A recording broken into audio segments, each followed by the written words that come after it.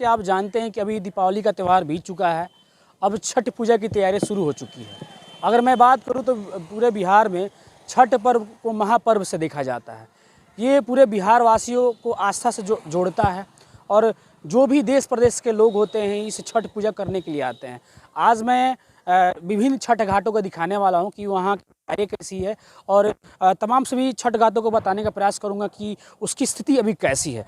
तो चलिए मैं दिखाने का प्रयास करता हूं। अभी मैं आया हूं सिवान जिले के दरौंदा प्रखंड के ये राम जानकी मंदिर है, जो लगभग बहुत सारे यहाँ श्रद्धालु छठ पूजा करने के लिए आते हैं। लगभग यहाँ पर 5 से 6 हज़ार लोग यहाँ पर पूजा करते हैं। लगभग 3 दिनों तक चलता है ये छठ पर्व और उसके बाद से लगातार अगर मैं बात करूं तो अभी से ही यहाँ के ग्रामीणों के द्वारा देखा जाए तो छठ घाटों की सफाई शुरू हो चुकी है। मैं दिखाना चाहता हूं कि अभी आप देख सकते हैं कि पहले यहाँ घास फूस जमी थी, लेकिन यहाँ के ग्रामीणों के द्वारा और यहाँ के युवाओं के द्वारा कैसे इस घास फूस की सफाई की जा रही है। अब धीरे धीरे इसके साफ़ सफाई करने के बाद अब जैसे कि आप देख सकते हैं कि छठ माता का को बनाया गया है। अब इसको पेंट किया जाएगा, इसको मैं मूर्ति भी कह सकता हूं। अब इसको पेंट करके फिर उसके बाद से जब ये पेंट हो जाएगा उसके बाद से इसी जगह पे छठ पूजा होगी। और मैं आगे लेकर चलता हूं और दिखाने का प्रयास करता हूं। इसके अभी पूरे तरह से आप देखने का प्रयास करेंगे कि कैसे अभी भी सफाई चल रही है। अभी 2 दिनों का वक्त है और उसके बाद कुछ नए छठ घाट बन के तैयार हैं। कुछ जो नए मैं बोल सकता हूं कि आप देख सकते हैं कुछ नए छठ मूर्तियां बन के तैयार हैं। आप देख सकते हैं कि मैं दिखाने का प्रयास करता हूं कि अभी छठ मूर्तियां को बनाया जा रहा है और उसके बाद आप देख सकते हैं कि अभी 2-3 मूर्तियां ऐसी हैं जो टूट चुकी थी, लेकिन यहाँ के ग्रामीणों के द्वारा और कुछ युवाओं के द्वारा इस छठ की मूर्तियों को बनाया जा रहा है। उसके बाद जब छठ की मूर्तियां बन जाएगी फिर उसके बाद पेंटिंग किया जाएगा। यहाँ पास में एक तालाब है जहाँ अर्घ दिया जाता है। मैं दिखाने का प्रयास करूँगा कि यहाँ पर चबूतरा बनाया गया और जो भी छठ व्रतियाँ होती है सुबह के समय यहाँ पर अर्घ देने के लिए आती हैं। आप देख सकते हैं कि यहाँ के पुजारी के द्वारा और कुछ युवाओं के द्वारा यहाँ साफ़ सफाई की जा रही है। यहीं पर अर्घ दिया जाएगा। मैं बताना चाहता हूँ कि ये जो पोखरा का तालाब था पूरी तरह से सूख चुका था, लेकिन इसमें पानी को भरा गया है बोरिंग से और तब जाकर यहाँ पर पूरी तरीके से पानी भरा है। अब आगे मैं लेकर चल कर दिखाना का प्रयास करता हूँ कि आप देखें कि छठ तालाब के किनारे की सफाई हो चुकी है और जगह जगह खंभे लग चुके हैं। उसके बाद छोटे छोटे बल्ब लग चुके हैं। रात के समय में आएंगे तो इसका एक अलग ही नज़ारा और एक अलग ही दृश्य देखने को मिलता है, क्योंकि रात में ये तालाब काफ़ी जगमगाता हुआ दिखाई देगा और काफ़ी खूबसूरत दिखाई देगा। मैं दिखाने का प्रयास करता हूं कि आप देख सकते हैं कि कैसे अभी तालाब के किनारे की सफाई की जा रही है और पूरी तरीके से मैं कैमरा पर्सन से कहूँगा पूरी तरह से दिखाएँ कि तालाब के चारों तरफ से घास फूस को साफ़ किया गया है, हटाया गया। काफ़ी खूबसूरत और काफ़ी बेहतरीन नज़ारा दिखाई दे रहा है और छठ का है इसके मद्देनजर रखते हुए यहाँ के युवाओं के द्वारा तमाम सभी लोगों के द्वारा इस छठ घाट की सफाई की गई है और जो भी तालाब के किनारे घास फूस जमी थी उसको हटाया गया है। देख सकते हैं कि बहुत सारे बल्ब लगे हैं, यानी 100 से ज़्यादा बल्ब लगे हुए हैं और रात के समय में ये दूधिया रोशनी से पूरी तरह से जगमगाता हुआ दिखाई देगा। अब मैं विभिन्न छठ घाटों को आपको दिखाने का प्रयास करूँगा, वहाँ की तैयारियों को दिखाने का प्रयास करूँगा और तमाम सभी ये भी जायजा लूँगा कि कैसी तैयारी चल रही है छठ पूजा को लेकर। अभी हम लोग पहुँचे हैं सिरसांग गाँव इसी छठ घाट पर। यहाँ की भी स्थिति मैं दिखाना चाहता हूँ कि अगर आप यहाँ पे आएंगे तो इस पूरी तरह से दुल्हन की तरह सजाया जाता है। जगह जगह खंभे लगे हैं और इसे पेंट किया जाता है। उसके बाद से पूरी तरह से दुल्हन से सजाकर और काफ़ी भव्य नज़ारा लगता है। लेकिन अभी वर्तमान की स्थिति देखा जाए तो अभी यहाँ लग रहा है कि कामकाज नहीं शुरू हुआ है, लेकिन थोड़ी ही दिन में यानी कल या परसों से यहाँ कामकाज शुरू हो जाती हैं।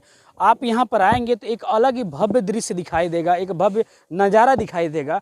यहाँ पर तमाम सभी जितने भी छठ प्रतिमाएं हैं इसे पेंट किया जाएगा। जब ये पेंट हो जाएंगी तो काफ़ी खूबसूरत लगेगा और यहाँ पर बहुत सारे सैकड़ों खंभे हैं जिसे सजाया जाता है। आप खुद सोच सकते हैं कि छठ पूजा को लेकर कितनी बड़ी आस्था है यहाँ के लोगों की और सभी लोग मिलजुल कर इसे सजाते हैं, मिलजुल कर सौंदर्यीकरण करते हैं। और अब मैं आपको आगे लेकर चलता हूँ कि यहाँ सैकड़ों खंभे गड़े हैं, यानी पूरे गांव के अंदर तक जाएंगे तो पूरी तरह से इसे दुल्हन की तरह सजाया जाता है। यहाँ पर एक खंभा गड़ा हुआ है, मैं दिखाना चाहता हूँ कि जगह जगह मतलब कि 10-10 मीटर पर यहाँ खंभे गड़े हुए हैं। और आप खुद अंदाज़ा आप सोच सकते हैं कि सिरसांव गांव में कैसे लोग आस्था का महापर्व छठ को मनाते हैं और काफ़ी भव्यता और काफ़ी सुंदरता के साथ इस छठ घाट की सुंदरता देखने को मिलती है। आप देख सकते हैं कि यहाँ पर एक खंभे गड़े हैं और इसी खंभे के ऊपर से झालर गुजरती हैं और डेकोरेशन होती है। डेकोरेशन की सारी चीज़ों को लेकर जाया जाता है और पूरे गांव को दुल्हन की तरह सजाया जाता है और दूधिया रोशनी में और लाइटिंग से पूरी तरह से एक अलग ही दृश्य देखने को मिलता है। और भी छठ घाटों को दिखाने का मैं प्रयास करूँगा, तब तक आप देखते रहिए, बने रहिए हमारे साथ। विभिन्न छठ घाटों को दिखाने के क्रम में अभी हम लोग पहुँच चुके हैं। सिरसांव टोला स्थित बना छठ घाट है।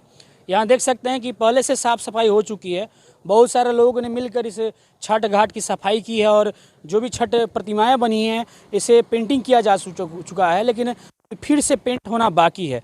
अब आप जगह जगह देख सकते हैं कैसे यहाँ पर घास फूस जमे थे, इसे साफ़ कर दिया गया है। और यहाँ मैं बताना चाहता हूँ लगभग 200 या 300 लोग यहाँ पर छठ पूजा करने के लिए आते हैं। ख़ास बात यहाँ पे ये है कि यहाँ शक्ति स्थल है, माँ दुर्गा का मंदिर है और काफ़ी सुंदर दिखाई दिया और काफ़ी बेहतरीन नज़ारा यहाँ पर दिखाई दे रहा है। मैं दिखाने का प्रयास करता हूँ कि माता दुर्गा का प्रतिमा है, एक छोटा सा मंदिर है। उसके बाद ये देख सकते हैं कि यह माता काली का स्थान है। और मैं आगे लेके चलने का प्रयास करता हूँ कि यहाँ एक छोटा सा कुंड बनाया है अर्घ देने के लिए।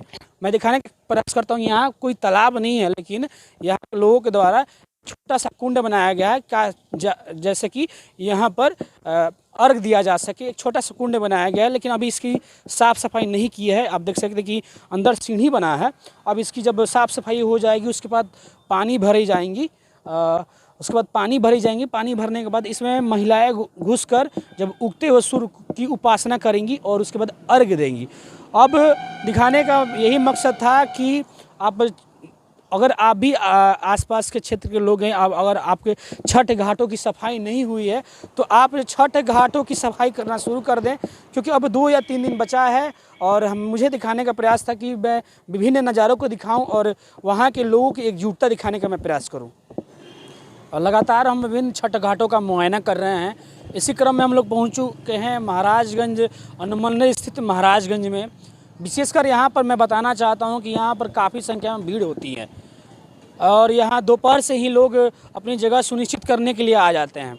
आप खुद देख सकते हैं, मैं कैमरा पर्सन से कहूँगा दिखाएं कि यहाँ पर छठ माता की छोटी छोटी प्रतिमाएँ बनाई गई हैं और यहाँ जगह भी कम पड़ जाते हैं बैठने के लिए। लगभग हज़ारों लोग जैसे तैसे पूजा करते हैं और ये आस्था का महापर्व है और पूजा करके फिर जाते हैं। यहाँ विशेषकर मैं दिखाना चाहता हूँ कि यहाँ एक तालाब बना हुआ है जो अभी काफ़ी ज़्यादा गंदा हो चुका है। आखिर नगर पंचायत के कर्मियों के द्वारा कब तक लापरवाही किया जाएगा, क्योंकि प्राकृतिक से खिलवाड़ किया जा रहा है। और आप खुद सोचें कि कैसे यहाँ पर महिलाएं जब अर्घ देने आएंगी तो कैसे देंगी। काफ़ी ज़्यादा गंदगी है और इसमें अगर मैं बात करूँ तो साफ़ पानी भी नहीं है। अगर आप इसमें घुसेंगे तो ज़रूर खुजली पकड़ लेगी, लेकिन आप यहाँ पर साफ तौर पर देख सकते हैं कि नगर पंचायत की लापरवाही साफ तौर पर दिखाई दे रही है।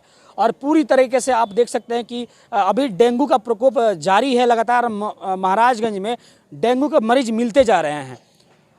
मैं ये पूछना चाहता हूँ कि हमारे प्रकृति से खिलवाड़ आखिर क्यों किया जा रहा है, तालाबों के सौंदर्यीकरण क्यों नहीं की जा रही है। लेकिन यहाँ पर साफ तौर पर दिखाई दे रहा है, ना ही साफ तालाबों की सफाई हुई है और ना ही यहाँ पर छठ पूजा को लेकर विशेष तौर पर कोई भी प्रबंध किया गया है। आखिर जब तक अपनी धरोहर को हम लोग नहीं बचाएंगे, जब तक अपनी धरोहर की रक्षा नहीं करेंगे, तो ऐसे ही अगर सरकार के भरोसे बैठेंगे, सरकारी कर्मियों के भरोसे बैठेंगे, तो ये हमारी धरोहर समाप्त हो जाएगी और हम इसे बचा नहीं पाएंगे। तो विशेषकर छठ पूजा में यहाँ पर सफाई होनी चाहिए थी। छठ एक महापर्व है, विशेषकर पूर्वांचल के लोगों के द्वारा छठ पूजा को लेकर काफ़ी आस्था जुड़ी है।